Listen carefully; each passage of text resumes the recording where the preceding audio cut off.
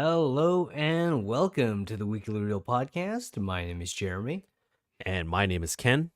and today we're going to be talking about a movie with a very long name, The Ministry of Ungentlemanly Warfare.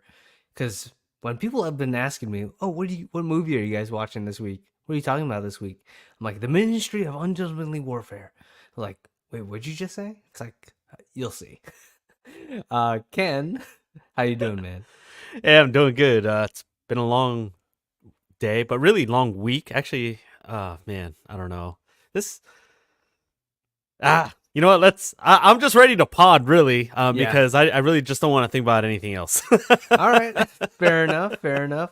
Because right now we are streaming live right now on YouTube. So, what can they do if they're watching us right now? Well, we encourage comments, we encourage questions because we will make time for both. Obviously, if it is entertaining, we'll definitely highlight it and then we'll address it. And then we love, it's one of the things that we enjoy about this new season of our podcast is interacting with our live audience and our fans that have supported us for 7 seasons now. Yeah, and we even get surprise comments once in a while, like from John Campia last week. I was like, okay, someone's here. Uh, Good. And he commented. So it's like, that's what we want you guys to do. Everyone else that's watching, I guess if John Campia is watching, let us know. Let us know that you're here, guys. By the way, check out our reactions to that towards the end of last week's soup de jour. It was, I was so caught off guard. I was mid sentence and he just wiped my memory.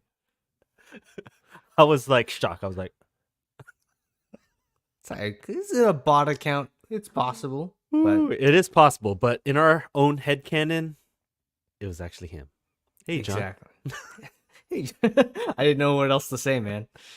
Well, before we get started, I want to make sure that everyone watching gets the spoiler warning for the Ministry of Ungentlemanly Warfare. If you have not seen this movie yet, it's a pretty decent time. I don't want to spoil too much of my own review, and I don't want to spoil the movie, so go ahead and watch this movie. It's out in theaters right now. The Ministry of Ungentlemanly Warfare is based on a true story about a secret World War II organization, the Special Operations Executive, founded by Winston Churchill, and basically they help change the course of the war. Can this movie, I was obviously it's in my top 5, maybe even top 3 most anticipated movies. I don't know. I can't even remember how we started this season. I It think it was must have been third or 4. fourth. Well, one of Yeah. the two. Yeah. And dude, I was so excited for this movie. And did it live up to the hype? I guess we'll talk about that today. Starting off with the double feature where we talk about, well, I come up with one question, you come up with one question. We kind of just, be a little bit spontaneous. So, Ken, my question for you is, whose storyline did you like the best in this movie? Because there is a bunch of stuff happening in this movie. You got Henry Cavill and his team. Everyone has their own little arcs. Not really arcs, they're kind of doing just mostly killing. And then you have Isa Gonzalez's character, Hmm. Marjorie, doing her thing. So And you who have Heron like it literally his hands and everything. exactly. Exactly. And then you have behind the scenes, you have freaking, um, yeah, Ian Fleming and all that stuff showing up Uh-huh. in the background. So, who did you like the best? Um. Okay. I don't know if this may be a hot take because I could see how some people may think that it could get a little boring, but I really did enjoy the dynamic between Marjorie Stewart, played by Isaac Gonzalez, and Heinrich Luhr, who was played by Til Schweiger. Dude, Heinrich Luhr was literally just simping for Marjorie Stewart the entire time. Yeah. And in my own head, I'm like, same, brother, same. It's like, I mean, who could blame the guy, you know? It's I like, know. but what's so funny is that I love the scene when they're just talking across the table from each other. And she's like, "Oh, I'm a Jew," and all that stuff. And then she's all pretending, Straight faced. straight face, and he's like, she's like, screw him, and all that stuff. And he's like, Just "Oh, kidding. gotcha." And then he's like, "Oh, I love you more." I know. See, sometimes you just gotta tease a guy, and she got him wrapped around his finger, and oddly enough, when most guys would be all like mesmerized because she was giving her performance. Me personally speaking, I'm a sucker for performances.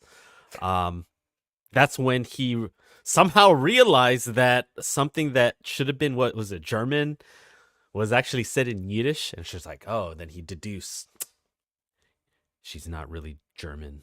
Yeah, She's I almost thought she Jewish. did that on purpose. That's what I almost thought that at first, Uh-huh. but I guess they pulled it in Glorious Bastards, Yeah. you know. Yeah. And for those who were listening, I held up how what's his name, Michael Fassbender's character in Inglourious Bastards held up a 3 and Yep. gave himself away. But yeah, I was pretty impressed. I was not expecting that to be like its own full-on storyline because, like you said, people might think it's boring because it's more dialogue heavy. Mm-hmm. But you don't really get that much dialogue with our group of the boys. Yeah. Pretty Of much. ungentlemanly. Yeah, the ungentlemans. Or should we just call them the ministry? Because I feel like that. Yeah. Because every time yeah. Marjorie would reference them, would be like, "Oh, the boys are coming." Oh, right. Right. Yeah, her yeah, and we call him. them the boys. The boys, dude. When Heron gets caught planting the bomb, dude, I thought he was dead, dude. Yeah. And then all of a sudden, it was like, oh shoot, he kind of saved himself or whatever with some kind of sleight of hand a little bit and got that little compact gun. But then when it jammed or whatever, I was like, uh-oh. And he kept trying. I'm like, dude, give up on the gun already. I know. He Like, tried at least 3 or 4 times, maybe even more. Yeah. But speaking of guns, how Heinrich Luhr gets killed. He was, like you said, he was distracted till the very end. Yeah. Because like when she lifts up her dress, I'm like, dude, there's a gun there. Like that's clearly a holster, but he did not react at all. I'm like, dude, you're so dumb. And then she just shoots him. He didn't even try to duck or anything. He did not look surprised. Yeah. Okay, full stop. I want to mention this next part, but I also want to kind of set up the scene. Because me and Jeremy, we watched it on pretty, late showing for me. Usually our showings are usually around, 6-ish on average. 6:30, 7 time, at the latest usually. But because we both had a long week last week when opening, what do you call it? The main opening day, Friday night, happened. We watched it at 8:30. And man, I will be transparent. I was actually having really long blinks that night. And I was lost towards the end. I was like, man, I have no idea what's going on in this movie anymore. So much so that I caught it last night because I knew I needed to be prepared for this episode. Discount Tuesdays always comes in clutch. But when that scene happened, that and then when she revealed the costume or whatever, I kid you not, it wasn't even that packed of a theater last night, but there were a couple guys, including myself. Oh, I didn't say it out loud, but I was like, "Oh my goodness, what did I miss on Friday?" Really? Damn, you missed all that? I mean, I caught it at the end, but I didn't get the full reveal of the dress. Plus, the scene that you were talking about with the gun, I kind of missed that too. So I missed I missed the initial headshot. Yeah, because he just kind of he's just there, and he just kind of falls off screen. Yeah. It's like It a wa- pretty he- hilarious death. yeah, he just had like his zit popped or something like that. Yeah, pretty much. And it's not like he had any recoil, like his head didn't whip back or anything. He Yeah. just like fell to the side. I was like, dang. Hmm. If it was Inglorious Bastards, dude, that guy's his head would have just exploded. Probably had like a hole in his head like that big. Yeah, half of his head would be gone, even though it's like just a small caliber, Mhm. caliber, caliber bullet. Yeah, Yeah. It's Quentin Tarantino for you. yeah, man. Which is not entirely a bad thing, Yeah. but yeah, man. So that's a good. Yeah, for me, I think that's surprisingly. Yeah, I agree with you, but I'm gonna all the action sequences with the boys, the ungentlemans. Yeah. Especially the first one where they're in daylight Ooh.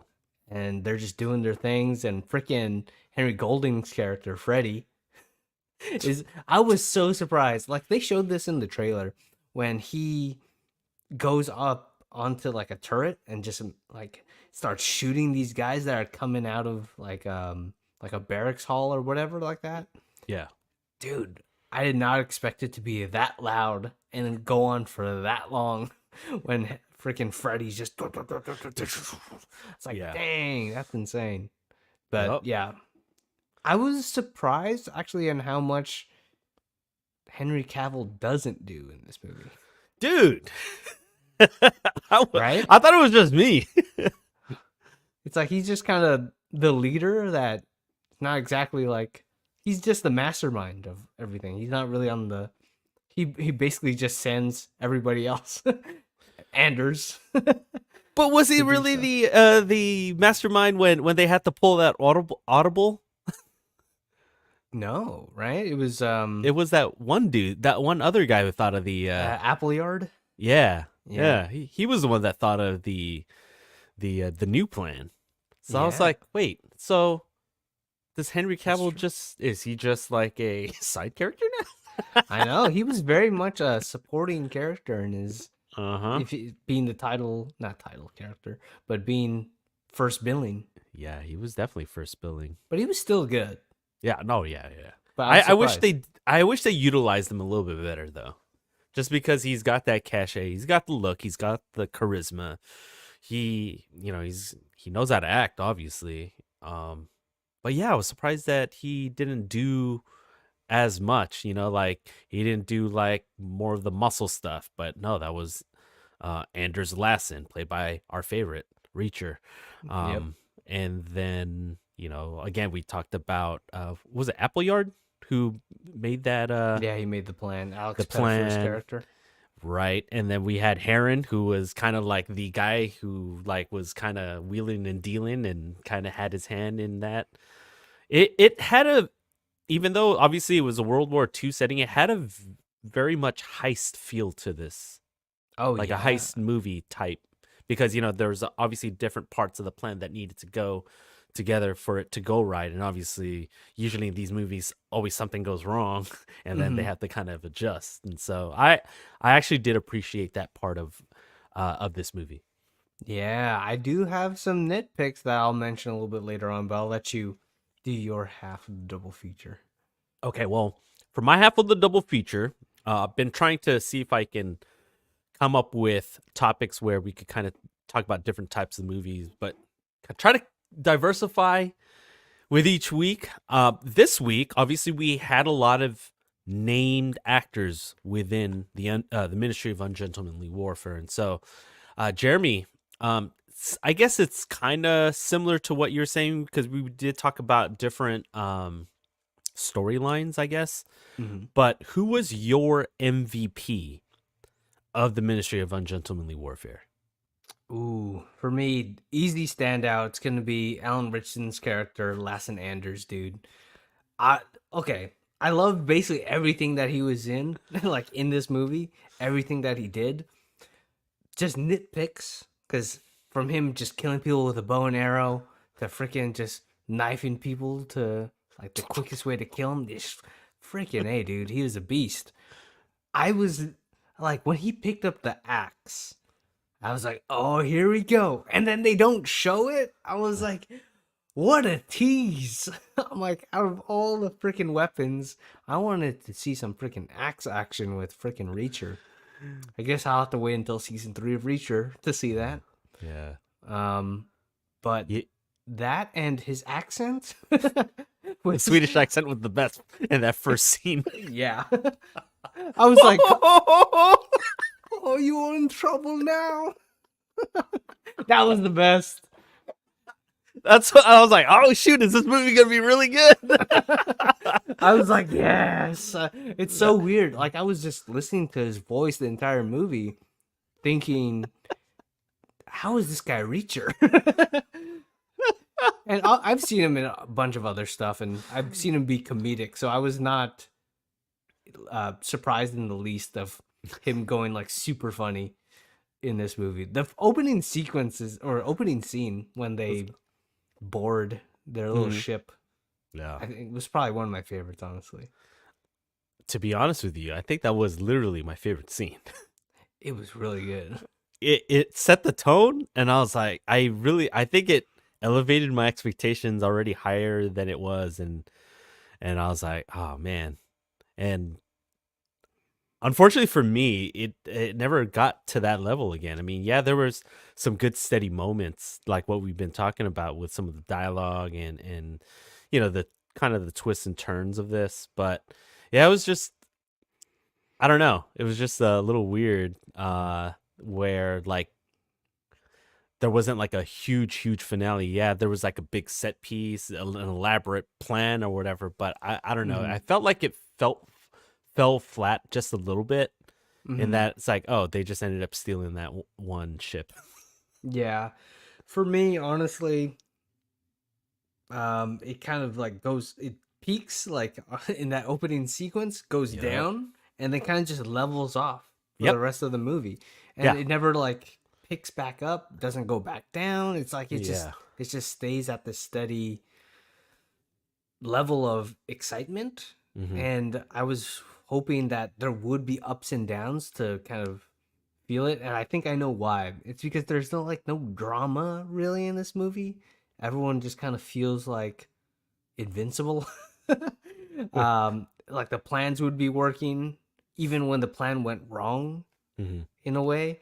It was like such an easy fix, like right Yeah. away. So I didn't really feel any like drama or The stakes. stakes. Yeah. Yeah.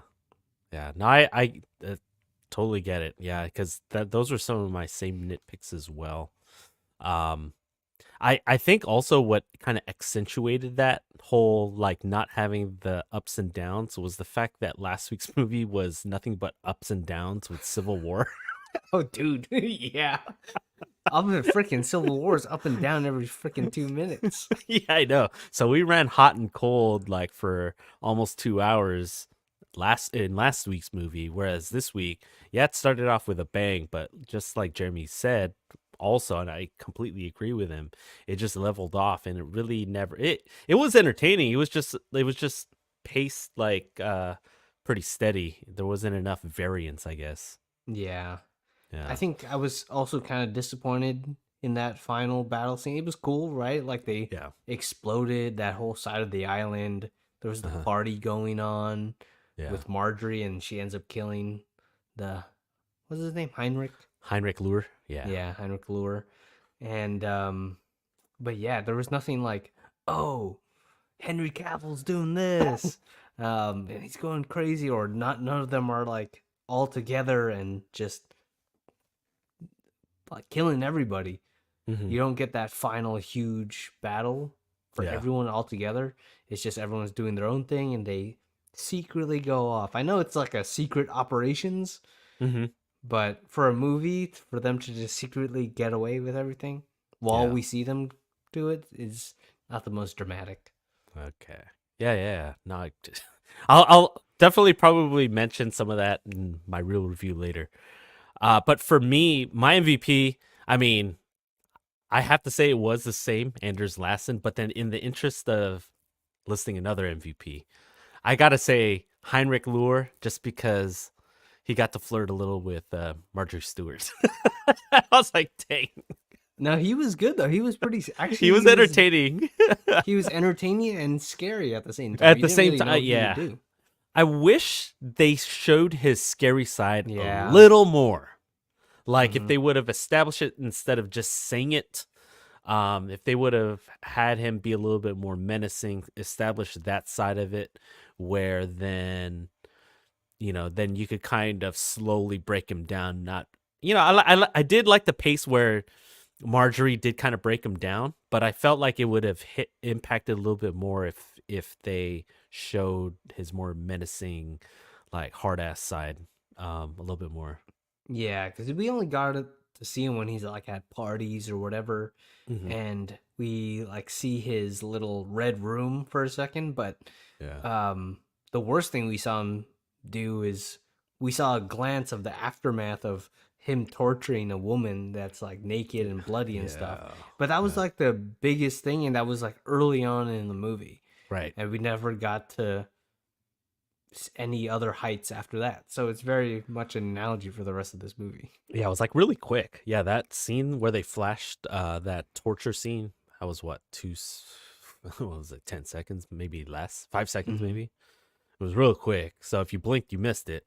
And again, my first screening, I had multiple long blinks. Yeah, it's I don't blame you, man. Sometimes it's just a long week, no matter how good the movie is sometimes. Yeah, yeah. And you know what? That those recliners, man, I'm telling you, it's a gift and a curse. Yeah, I feel you, man. I feel you. The popcorn was keeping me awake, that's for sure. You know what? I think I ate my candy too fast because then I had a sugar spike. And then we crashed. I didn't pace it right. So Yeah. I had candy again last night. Yeah, I need to stop eating sugar, but I paced it a little bit better. And like I literally was finishing up my candy as the final scenes were going on. So I was like, yes, I did you stayed get a awake. different candy the second time? No, dude, I'm just addicted to those Airheads, bro. Because Airhead still not sponsored, but you can sponsor us. Send us some Airheads. Yeah, man, The- really good. The little mini bites or whatever they are. Yeah, what are they called? With the is it sour? It's kind of sour and it's like mixed berry or something. I don't even know. It's like every time I get it, it's like, oh man, we're kind of rushing in. By the time I open, it's all dark in the theater Yeah. already. Okay, well, speaking of random thoughts, let's Yeah. talk about the dailies. Kind of just our whatever things that we want to talk about in this movie because we talked good amount. Nothing. This movie is pretty linear in that Mhm. aspect. It's just they set out on a mission and they do it, and that's Yeah. about it. So, any other thoughts on this movie that we didn't mention so far? Yes. I mean, we mentioned nitpicks. I have one. Well, a nitpick. Maybe it'll spawn more. Jog my memory a little bit. But you know how you're talking about some of the action sequences at the end. Mm-hmm.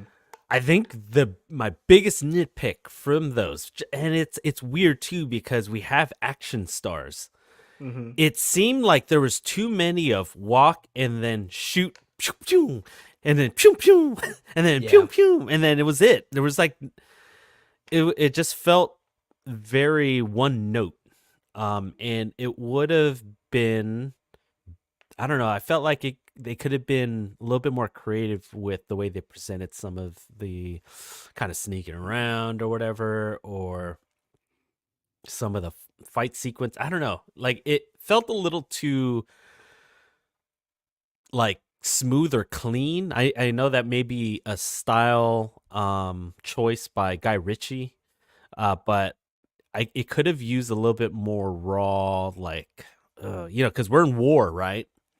Yeah. It could have used a little bit more primal stuff. Yeah, similar to when, the movie we watched a couple weeks ago. I'm just doing these shameless plugs for a Monkey Man now.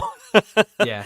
Where, we got the stylized hand-to-hand combat or whatever. I'm not expecting that in a World War II movie, but maybe a little bit of variance with some of the way they kind of present some of the violence or action sequences, especially if we're talking about something that ended up being a heist of a ship. Yeah, I agree with you. Like, It was very much, and they were doing like no look shots too. A lot of the times, like Mm-hmm. just not even looking. And they have silencers. I mean, really, the only character that has good amount of choreography is Anders Lassen. Lassen Anders? Yeah. Anders? What's his first name? Anders Lassen. Anders Lassen. Okay, making Yeah. sure. And yeah, he had the best action sequence because it was the most different, like using different That dude's weapons. huge too, man. Yeah. I was like, holy crap! I would It's not like want to get into a fight with that guy. it's like not enough fabric in freaking World War II, man, to cover his body. It's like that shirt was too tight. I could use more of his Swedish accent too. That's Yeah. another minor nitpick. I wanted to see. I wanted to hear him a little bit more. Give him some more lines. Because remember when they were talking about the Ungentleman? They were talking to what's his character's name? Shoot, the guy that reminds me of Carl Weathers, a young Carl Weathers. Weathers. What's What are you his talking about? name? Heron? Like the main? No, the main guy? they No.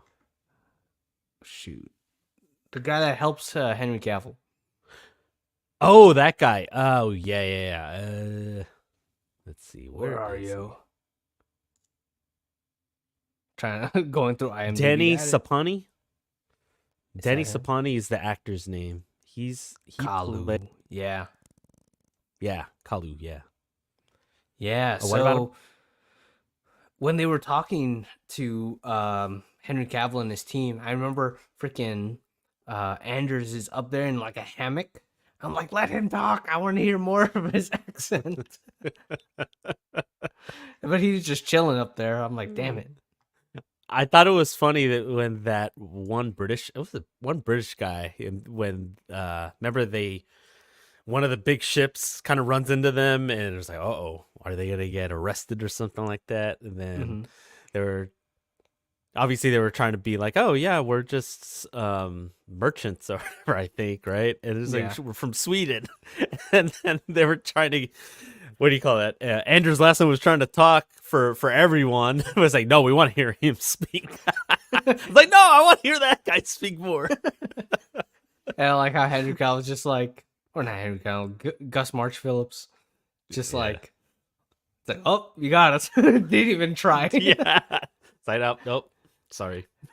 That moment reminded me of in I don't know if you remember this in Inglorious Bastards when Brad Pitt tries to speak Italian. Oh yeah. Oh, shoot. You know what? Watching this movie yesterday, like immediately, I wanted to rewatch Inglourious Bastards because I haven't seen it in many years, and I'm kind of I started a Quentin Tarantino kick. I think I told you last week offline. I was able to watch Kill Bill Volume 1 and 2 again, so I kind of want to watch Inglourious Bastards now. Now that we've watched Ungentlemanly Warfare. Dude, freaking Christoph Waltz is the MVP of that movie. Yeah, dude.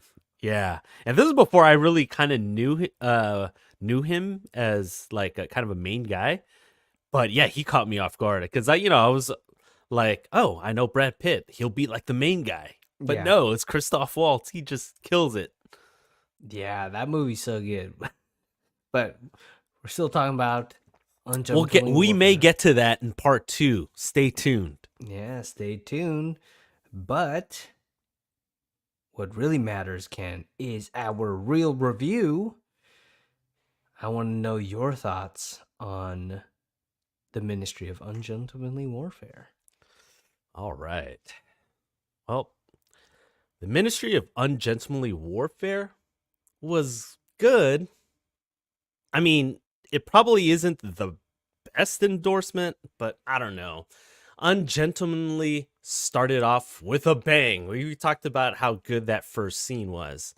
And the film has a good cast. Guy Ritchie knows what he's doing behind the camera, and he has his distinct style, but yet Ungentlemanly lacked that it factor. It really didn't have a standout scene.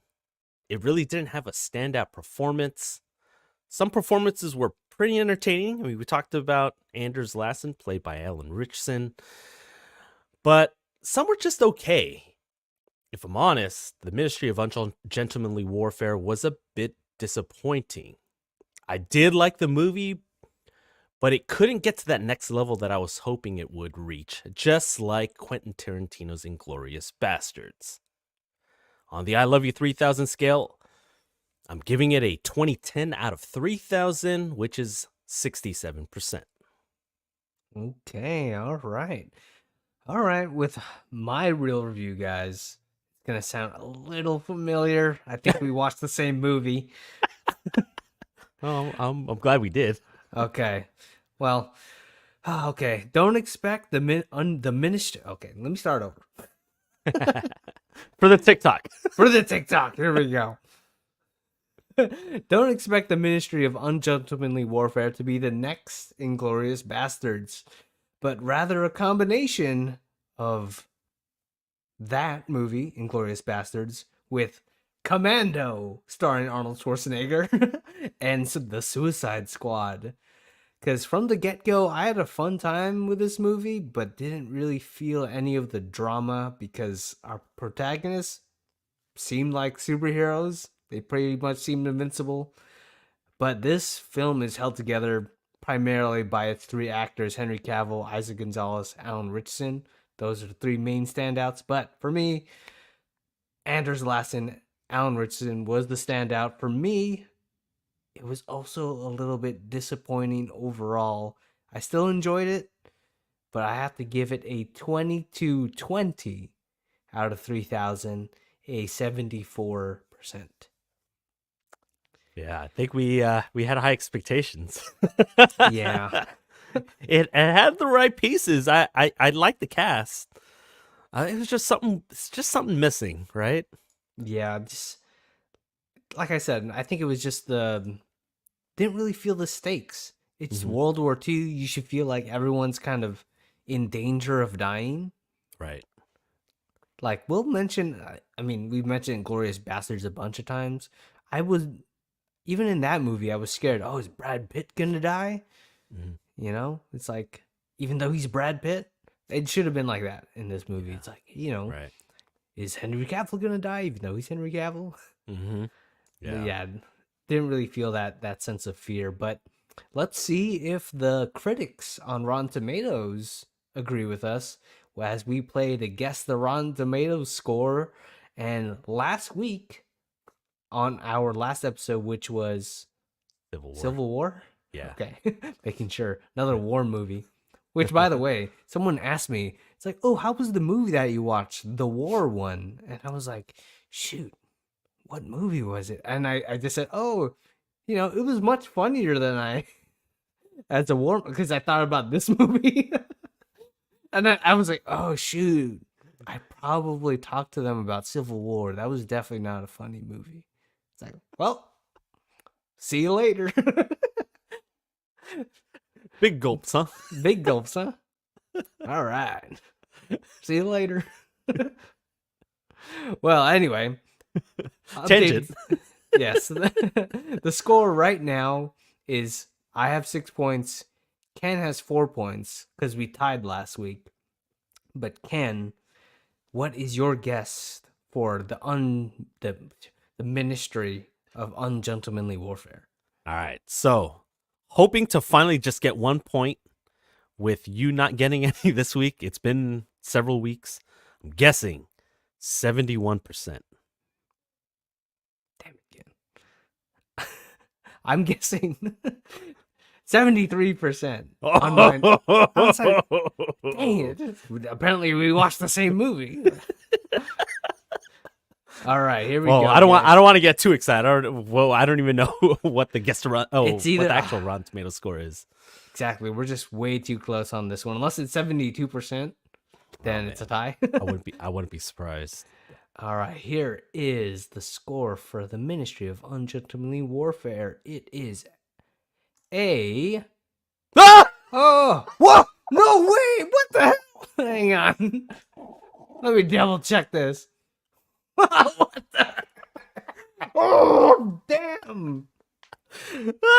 Okay, so for those of you who didn't watch last week's episode, Civil War, Jeremy guessed 92%, I guessed 72%, and it was an 82%. Right smack dab in the middle. Okay, there was like a 20-point gap between Jeremy and I. This week, there was a 2-point gap. 73 and 71. And that's 72. Holy. Dude, what the heck? Okay, hang on. Hang on. Because we got a comment, though. We got for show Jax. He says, no way. He's like, scripted. For one. We make our guesses before we even like talk to each other. I typically make mine right out of the theater, but honestly, because I have to set up the whole StreamYard, set up the live stream, so I actually have to share my screen with our little program here. And for some reason, when I read it, I thought it said like 93% as the critic score. So when Ken said 71. I said 73, which is like my thing. Oh, you thought you took one, huh? I thought I took it. Because I'm setting up the thing. I'm like, okay, if Ken guessed 74, then I'm like, crap, I wouldn't get it. But then I thought I read the wrong score. So 72%. So it definitely is not scripted. That's why I genuine reaction of 72 with 116. Unless it's 72%. Wait, that's what I didn't even know, man. Oh shoot! All right. Well, what's our updated score now for season 7? All right, updated score. It is I have 7 points and you have 5 points. We still got a 2-point gap. Wow. So yep, it is crazy. Jax, for show, Jacob. That's so crazy. 2 weeks in a row. I know, man. This sucks. Well, it so sucks for me. It doesn't really suck for you. You're up. I'm up. I could be up more. You gotta think like a champion, Ken. You gotta be up all the way if you want to win this game. Fine then. It's like, we gotta do our WWII promos, Oh, we haven't done one in a few seasons. Like a couple seasons, man. Let me tell you something, brother. You always go straight into Hulk Hogan. No? It's so easy. Okay, well, Hulk Hogan it is. But Ken, what are we going to be watching next week? Another anticipated movie for us this year. Next week we're not watching a movie. Oh yeah, okay. Yeah, it is getting late, huh? Sun's getting real low. Sun's getting real low. Yeah, not next week. Sorry, guys. Yeah, but in 2 weeks. The star of a huge blockbuster film goes missing, and a stuntman must find this missing star for the movie's director in The Fall Guy, starring Ryan Gosling, Emily Blunt, and Aaron Taylor Johnson. So, I mean, again, we're recording this on April 24th. Our next live stream will be 2 weeks from now, which is May 8th. Is that a Wednesday? May 8th, yep. Yes, May 8th. But if you want to join in on the conversation, The Fall Guy is out in theaters everywhere on May 3rd. So support your local movie theater and support Just Ken. No, I'm just kidding. I mean, Ken is going to be in the movie, and then Ken's going to be talking about the movie afterwards. Right. And then Kitty from Oppenheimer. Yes. And Kick-Ass. Yes. Oh, shoot. But yes, this is actually one of my most anticipated movies as well. I believe this was number 4 for me. But yeah, I'm looking forward to it. I think this is going to be pretty entertaining. Hopefully. Yeah, hopefully pretty fun. Because the Ministry was also fun, but I'm hoping that this one has it's more of a roller coaster. Right. Not in terms of quality, yeah, but hopefully in terms of like drama. Yeah, but it looks fun. I just hope that it has I don't know, just some more memorable moments. Yeah, I felt like if there was more moments like that first scene here for Ungentlemanly Warfare, I think this movie would have been better. I think. Yeah, I feel you. Okay, Ken, but we have some socials for everyone to share. Right now, we are actually, this is new this season, season 7. Us being live and not in person, but live streaming here on YouTube. Where can they find us and what should they do to us? Sounded weird. Whoa. What should they Pause. do when they get there on YouTube? Well, first go to youtube.com or your YouTube app. Go and type in that search bar. Search for The Weekly Reel Podcast. Reel, REEL, like a movie reel. So The Weekly Reel Podcast. When you find both of mine's and Jeremy's animated faces, you'll know that you've reached the right place so that you can hit that subscribe button.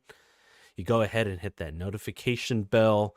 Obviously, click through some of our content. We got full live stream videos. We have the separate videos where we have part 1 where we talk about this week's movie, and obviously this week we talked about the Ministry of Ungentlemanly Warfare.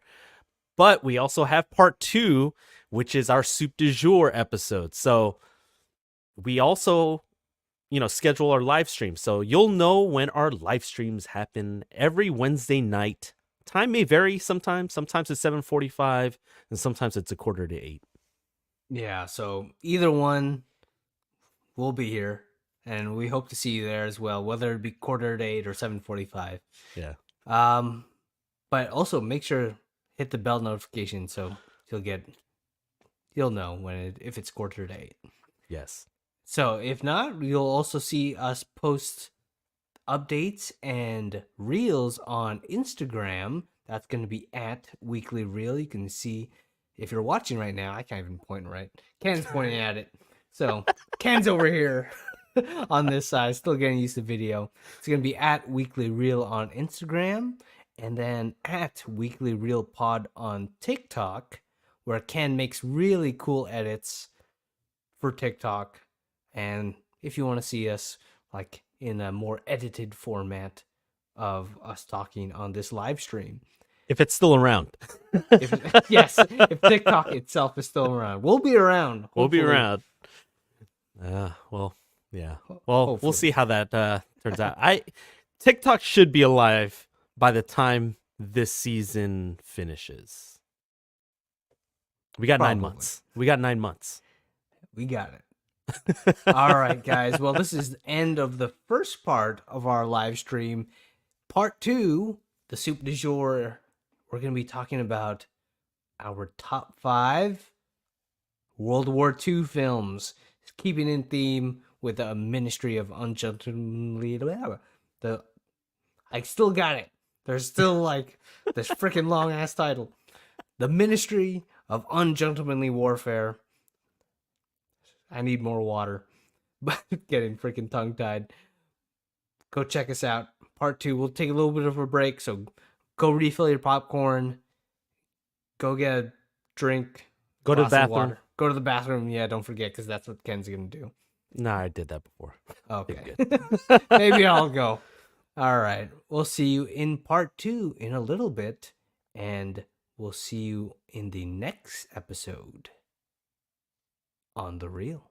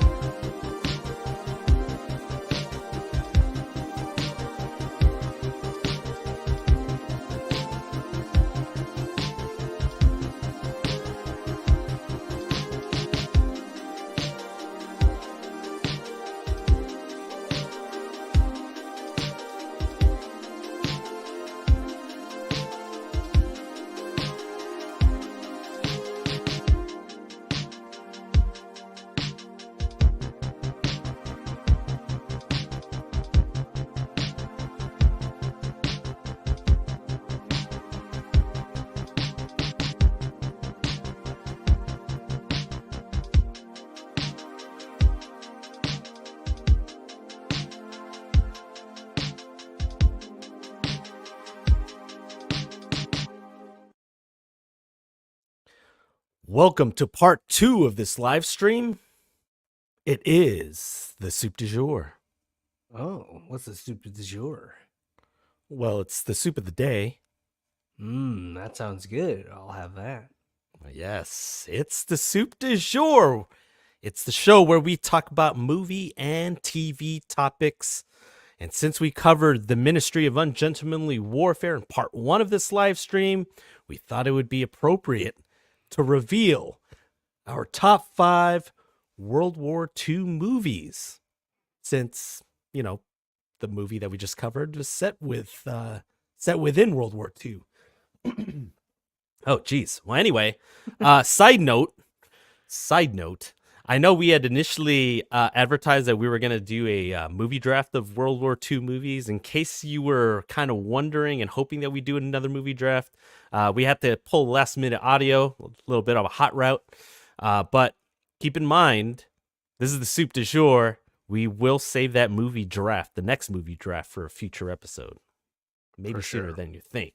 But Jeremy and I, we audible to doing top 5 movies. I'm curious to see what your top 5, well, first of all, which movies you've seen. I'm not sure we've talked about too many World War II movies other than Inglourious Bastards and the Ministry of Ungentlemanly Warfare.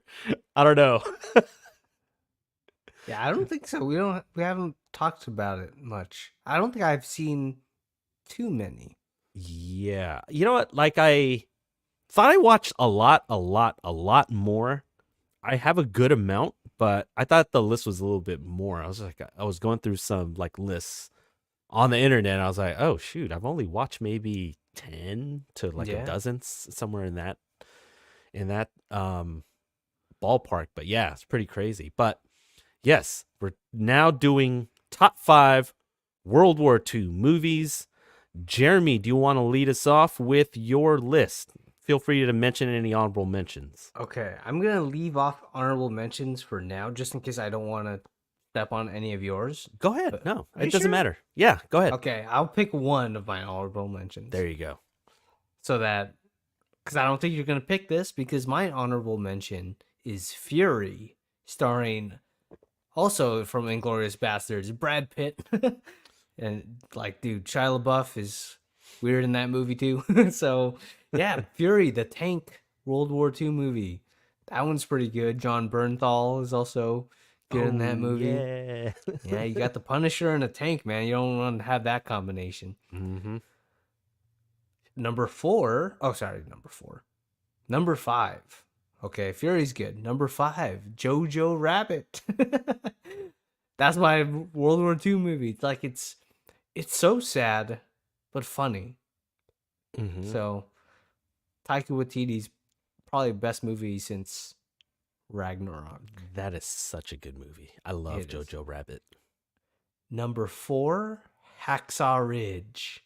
Okay. I like that movie. A lot. Right. Andrew Garfield. All right. Number 3, I don't know if you're going to see this coming, probably. Dunkirk. Dunkirk. Yes, I had to have Christopher Nolan in here because number 2 is not a Christopher Nolan movie. It is Inglourious Bastards. We've been talking about it all day. Yes.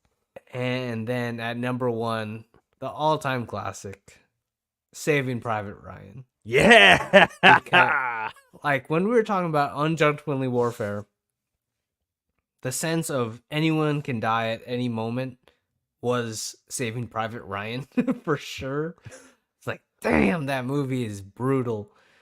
And it does not sugarcoat war at all. Wow. And Nathan Fillion was Private Ryan.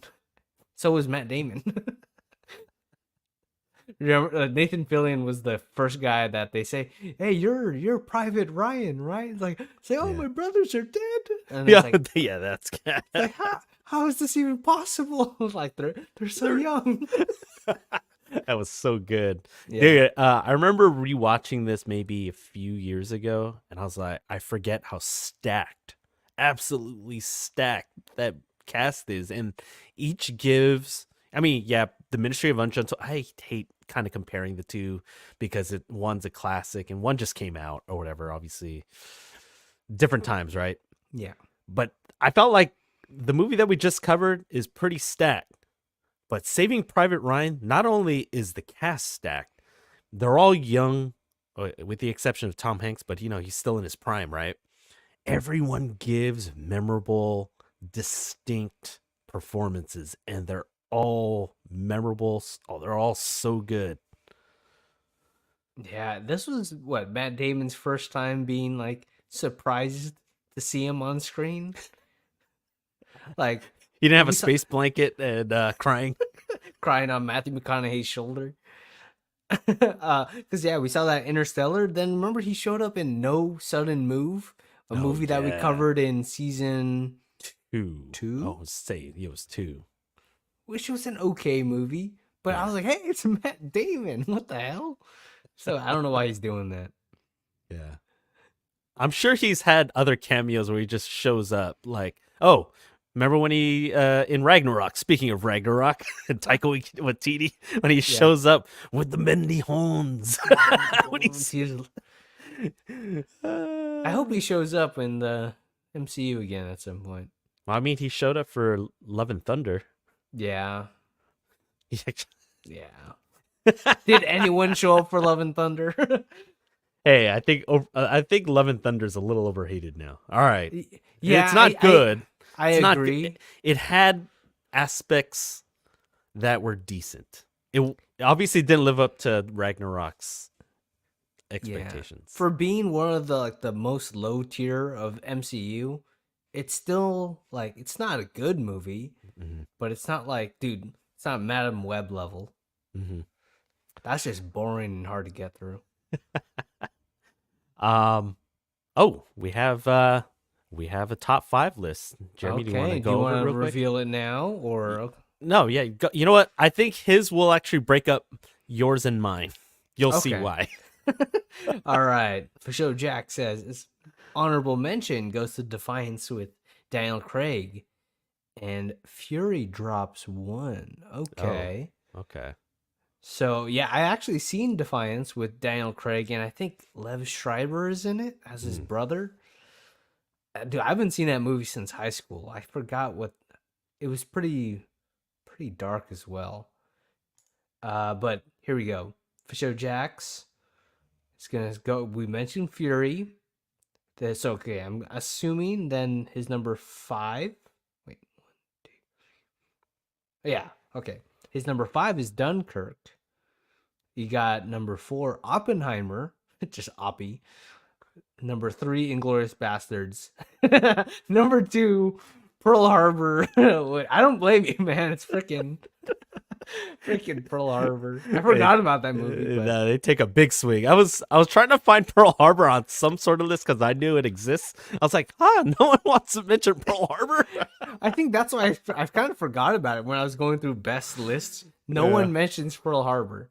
But it is a fun movie if you don't It's just think really about long. It is. I mean, that's really long. That's what you get. And then, of course, number 1, Saving Private Ryan. Yeah, Pearl Harbor, aka basically a love triangle.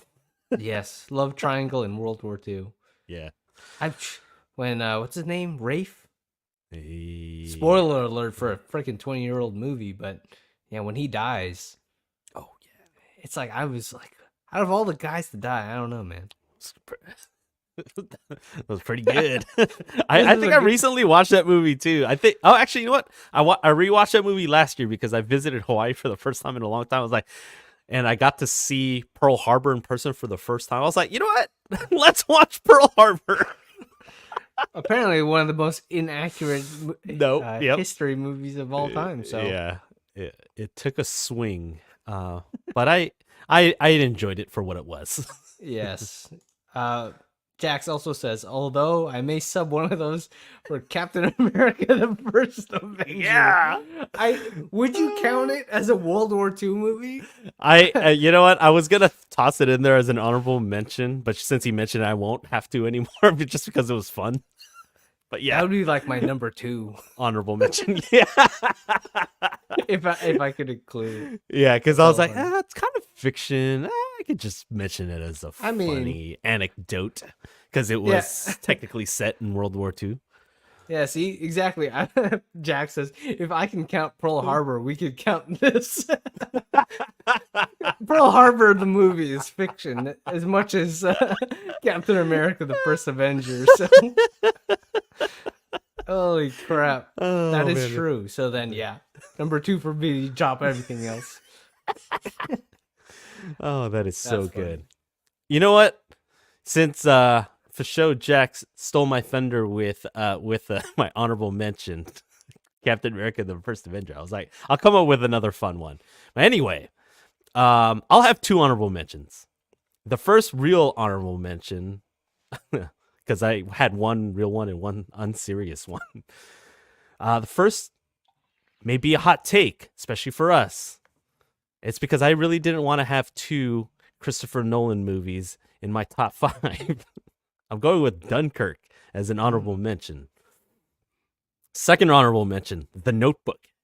It appeared on one of the lists. Yeah, it was on one of the lists. I saw it. I saw it, but The I was Notebook. like, is that? Hey, it was the catalyst of them growing apart. I wrote you every day for a year.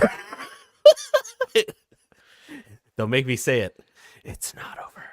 It's still not over. Damn that movie. Hey, at least I didn't say it like The Rock, like I did in our Notebook episode. Yeah, that's true. You said it more like Harry or Lloyd, honestly.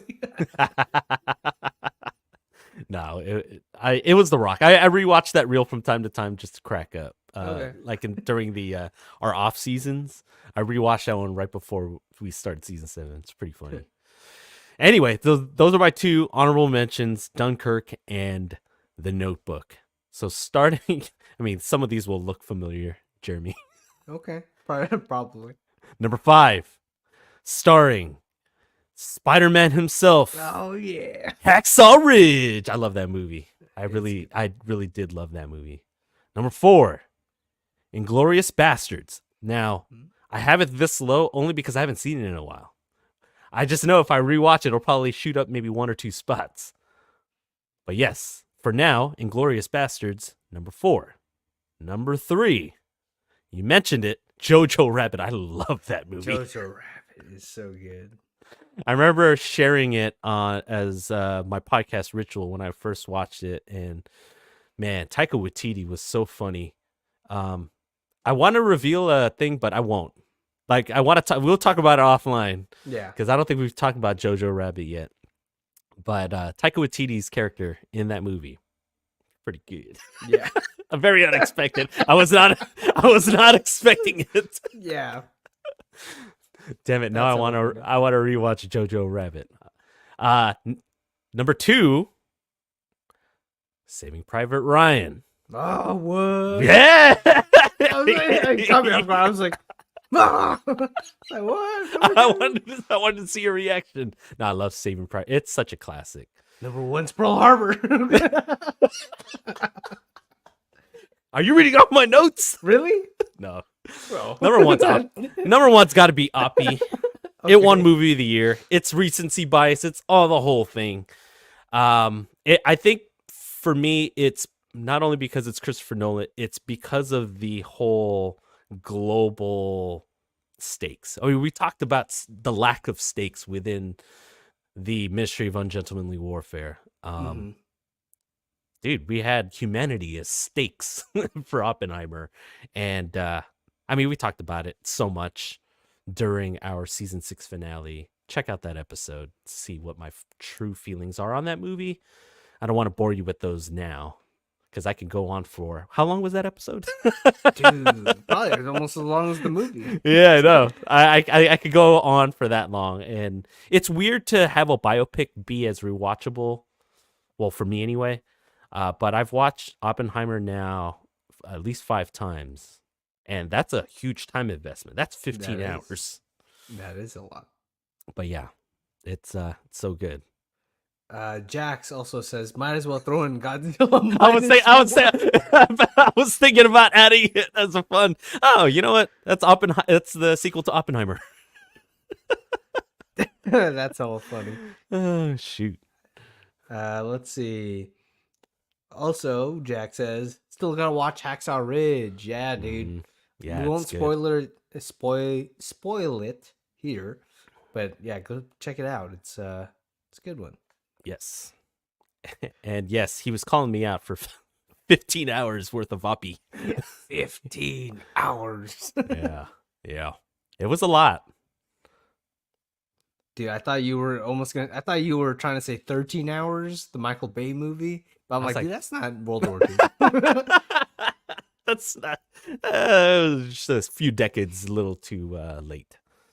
Hmm. Oh yeah, yeah. We highly recommend Jojo Rabbit, especially if you like Taika Waititi, like good Taika Waititi. I mean, not Love and Thunder, more Ragnarok. Yes. Exactly. Very good, some very good stuff. Well, anyway, those are our lists. And again, we're still gonna kind of vamp a little bit here, because again, we are a movie podcast. We will talk about random stuff. Jeremy, I know we have our comments section now within the soup du jour. Well, earlier this week, I forget what day, because my days are just kind of running together. Mm-hmm. The Deadpool and Wolverine trailer got released. Your thoughts? Have you seen it? First of all, I should probably ask. Oh yeah, yes, I have. Okay. I have seen it, Okay, and I'm good. right off the bat. I'm glad that they showed Wolverine first because they didn't show it in the first trailer. Mm-hmm. They didn't show his face, I should say. Yeah. And I am so excited for this movie, man. As much as I would like someone else to be Wolverine, I love Hugh Jackman. I'm glad he's coming back. It's just how can you beat him in Logan? I think that's the thing I'm most worried about is how are they gonna work around him still being Hugh Jackman's Wolverine while not tarnishing anything that he's done before. So I'm still cautiously optimistic for this movie, but it got me super excited. So Yeah. Well, I mean, it seemed like it's a variant, right? And a younger version of Wolverine from Logan. I'm trying to now stay away from breakdowns yeah, because I want to fully immerse myself within the movie. I'll figure all that stuff after if I'm a little lost, but I kind of want to not have certain expectations, and I want to see what our theater crowd is. I want to see how they react to whatever gets presented on opening night when we watch it. yeah, I agree because I did watch the breakdown by New Rockstars, but I'm kind of forgetting everything that they said already. So, um, yeah, I only it watched was a the good show trailer, though. trailer reaction, and I was like, okay, I'm gonna stop right here. So Okay. at least it's like he's seeing it, he's kind of reacting. He'll kind of give his off the top of his dome like reactions and comments, and that's it. That's like, okay, that's all I want. Mm-hmm. Shout out Eric Voss if you're listening. You never know. You Apparently never- nowadays, freaking New Rockstar is gonna freaking pop up and just comment.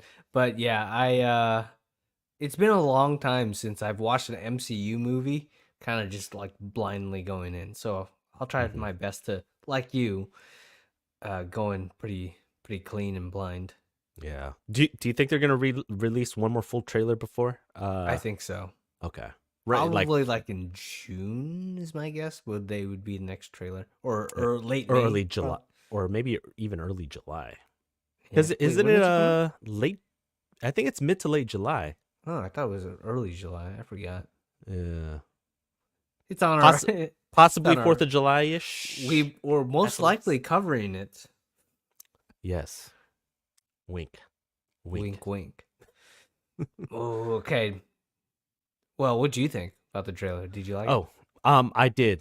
Just because, well, remember how the first teaser like kind of ended where you get the what do you call that? You get the silhouette, the shadow of Wolverine, and the whole that whole part. I was like, oh yeah.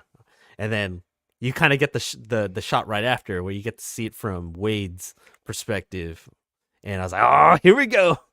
And then I liked how in the beginning Deadpool addresses Wolverine as "Hey Peanut," and I was like, oh. And then we get the whole I don't know if it's an Easter egg, but it's a giant, huge mask of Ant-Man in what looks like the Void that we were introduced in Loki. So yeah, it was nice to see the Ant-Man connections, I guess. And then you're gonna get a little bit more of the connections with the MCU. You got the whole Doctor Strange portal, not Doctor Strange portal, but the portals, right? Yeah. Who knows where they're jumping to? Right. Heck, even in the main movie, they might not even do that. Who knows what Marvel is doing nowadays? Bait and switch. Bait and switch. They might even be jumping next to frickin' The Rock and Samuel L. Jackson and the other guys at that point. And it's splat. Yeah. Aim for the bushes. That movie is so goated. It's so good. It is good. Dude, I'm sorry to hijack you as hosting Soup du Jour, but dude, I gotta talk to you. I've been waiting to talk about this. Okay. Yeah. This is the comment section. So it's almost gonna this is also my one last thing, by the way. Oh. Just kind of hijacking it real quick. There's one movie that I've been meaning to watch a long time, but I have two movies for one last thing.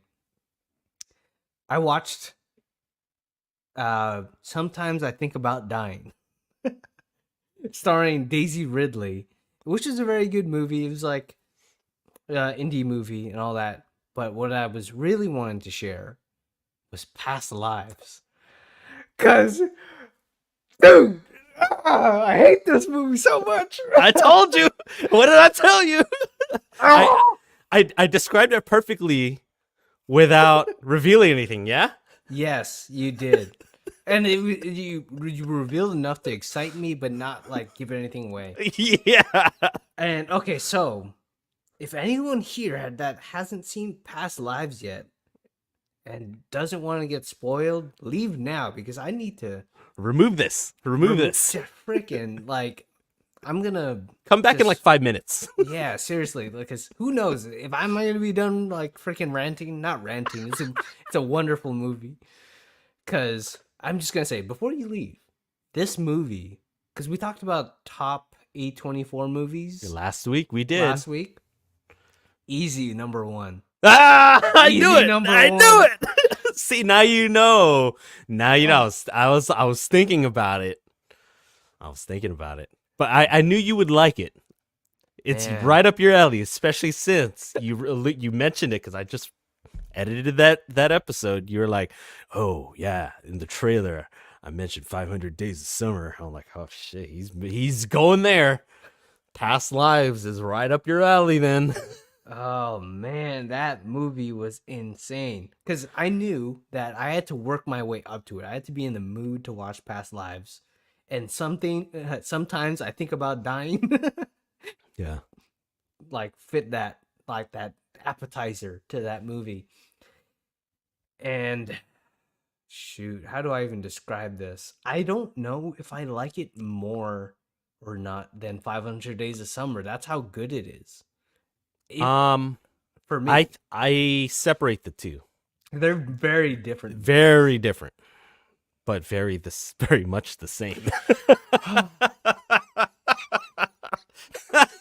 The characters are much more real in this movie. In Past Lives, they're actually more human being. They're not so dramatized, And but you got a little bit of that pandemic feel, didn't you? Because it was kind of almost like being isolated. But also, you kind of got that, long distance relationship sort of thing. But it wasn't really a relationship. But it developed into one, sort of. Dude, I don't understand. Okay, I'm gonna talk about spoilers now because spoilers. Can't go. This is turning into a mini Past Lives thing right now. Yes. I've been I meaning don't. to talk to someone about this movie. It's so good. Oh. Okay, for one, after I watched the movie, I had to get up at 6:30 in the morning after watching this movie, dude.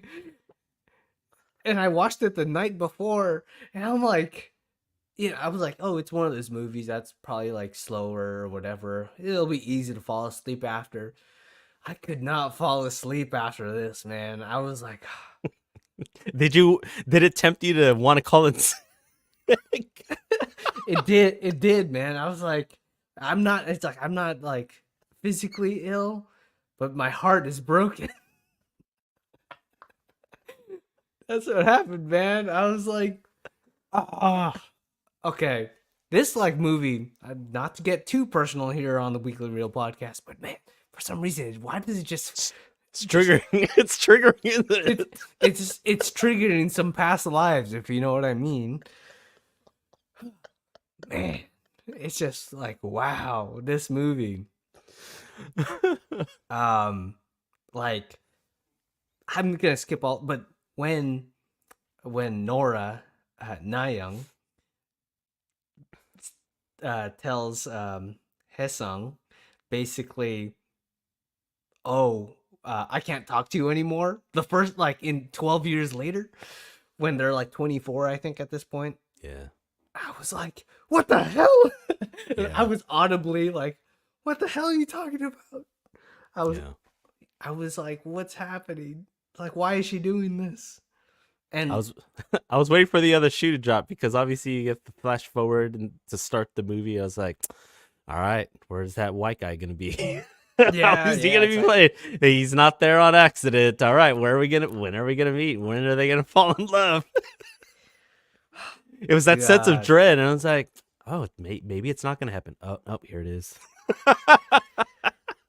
Dude, I was like freaking shaking the entire movie, like, oh, everything's just kind of flooding, coming back in. Mm-hmm. Like my own like thoughts just kind of filling in the gaps of the movie, and the two leads of this character acted out perfectly, man. Like there's so much the entire movie, like this feeling of longing for love. Yeah. It's like, oh man. And when she meets what's his name? Arthur? Yeah. Yeah. And then they come back to the US from whatever trip.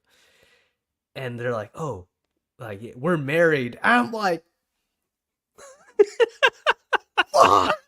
I was like, WTF. I was literally at my screen. I was like, what?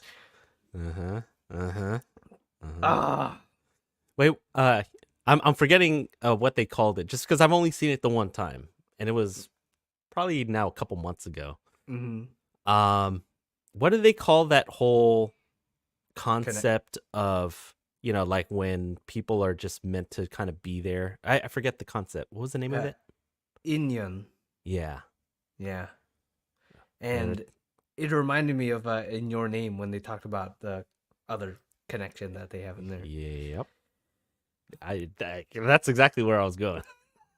Too many like. That's why I was like, no, dude. Dude, this sucks, man. This is gonna be Jeremy's one of his favorite movies of all time. I already know. I don't want to set that expectation. That's all I was tempered. I was like, it'll be right up your alley. You'll like it probably. Damn. It's better than Oppenheimer, man. It should have won Best Picture. You know what? I wouldn't have been mad that if it would have beat Oppenheimer. It's such a good movie. It's such a good movie. Holy crap! It reminds me if you mix 500 Days of Summer, Your Name, your name, because kind of that time aspect with shoot. Oh crap! I'm forgetting the movie. I don't know, freaking Wong Fu, and it was like a K-drama. You know what I mean? Yeah. If it was an American indie movie mixed with a K-drama, I was like, holy crap! And the way that they would just look at each other, oh damn! Oh man, the end. They were just like, you would think in like a grandiose movie, like let's say The Notebook or any other rom-coms, freaking How to Lose a Guy in 10 Days, there's that grand gesture, that big talk that they have at the end. In this movie, in past It lives, was too real. they're just Too staring real. at each other. And it's just a wide shot. It's not even close ups. And Yeah. they just let it sit. It's like one grabs an Uber, the other one just walks back home and literally just bawls in her husband's. And I feel for the husband too, because he knows that they have a connection that they don't have. Yeah.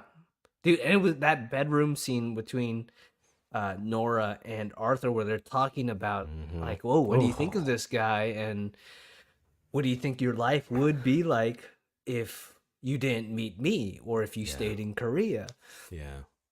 I think was so real. And I love but Jesus. also hate that he's like, you guys have the best story. I'm just the random guy that's Yeah. in the way. It's like you guys should get together. I'm like, I Such want an- that to he's- happen. He's such a nice guy. I know. I'm like, you're too good. Damn it. You know who he reminds me of, right? Jonathan from whatchamacallit from. I'm just kidding. From anyone but yeah, not Anyone maybe not but that you. far. He was a nice guy. The other Yeah. guy was a nice guy. And then this one was like, oh man. He's like the third guy who ends up being the main guy, who's still also a side guy. But he was so good. He was so nice. Exactly, man. He treated her well. Yeah, and it's not like he was perfect either, Yeah, right? Like right. he felt that jealousy bubbling up. Mm-hmm. And but dude, it broke my heart when she was like, "Oh, he's just some guy," referring to Hesung. I was like, "Oh, how could you say that about Hesung?" Nah, well, the way I interpreted it, I think she said it like that to kind of downplay Yeah. who he is, because she still has those feelings deep within. Yeah. And when they see each other as when they're 36. Oh yeah. Oh man. Yeah, when they It's like finally see Your each other in Name. New York. Oh my god. Yeah, dude, it makes me want to go to New York again. Yeah, let's go. I'm down. But clearly Hesung was not there to vacation. He was just Mm-mm. chilling. He was in his hotel eating probably whatever restaurant was in that hotel. He was there just to see her. Oh, definitely. Oh, for sure. And even Arthur called him out on it, and then she came to the realization. She's like, "Oh, it's not." And then after, obviously, they hung out that first day. It's like, "Yeah, you're right." He came here to visit me. I was like, "Ah, Man, that movie, I like as much as like in that bedroom scene when Arthur mentions like he was very self-aware and Yeah. the movie trope mm-hmm. that I was like, oh god, that means they're not going to get together, like Hesung and Nayoung, and I was like, no, there's still a chance. I'm like in denial with the movie.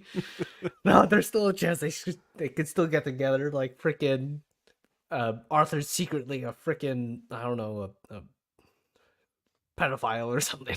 I don't know. Wow.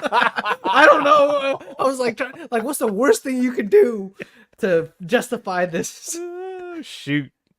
But I gotta rewatch this movie. It's good. It's pretty up there, man. Yeah. Like I already I haven't done a rewatch yet, but I anticipate my rewatches happening like this. The times that I want to rewatch 500 Days of Summer will go right into Past Lives. And we'll go right into Your Name, or whatever order. I don't know. It'll be some sort of order like that. At least Your Name and 500 Days of Summer, they have fairly, happy endings. Mm-hmm. With this movie, yeah, there's the happy ending is just they get closure. Mm-hmm. But that closure is not very happy. So man, at first, I thought Haesung like made up that girlfriend. Oh yeah. So, and I'm like, wait, did he just make her up, and is that just his imagination, or did he really like date someone? I felt like that left that a little ambiguous. In which part of the movie? When he was 24 or 36? When he was younger. Okay. Yeah, I think think he did. Maybe. I think he did. Again, that could be as figment of his imagination, bro. Not the girl that he meets during his like trip in China, right? When he like looks over and they're in a I think restaurant. that's the one. I think That's that's the the one I'm one. remembering. Yeah, Yeah. that's the one I'm remembering. I need to rewatch it. Yeah, rewatch it, man. It's like a No, slow I don't want. burn movie. I don't want to. I don't want to get into one of those moods yet. I Yeah. have to wait until I'm in the mood first. Yeah, that's true, man. It's like if you want to get sad, No, if you're Not in the yet. feels, literally, I was like, sometimes I think about dying straight into this movie. Perfect timing. oh shoot! But no, I'm glad you really finally watched it.